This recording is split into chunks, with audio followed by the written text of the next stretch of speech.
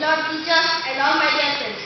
Today I am Krishna Vijayanagaraj going to speak on the topic nuclear power.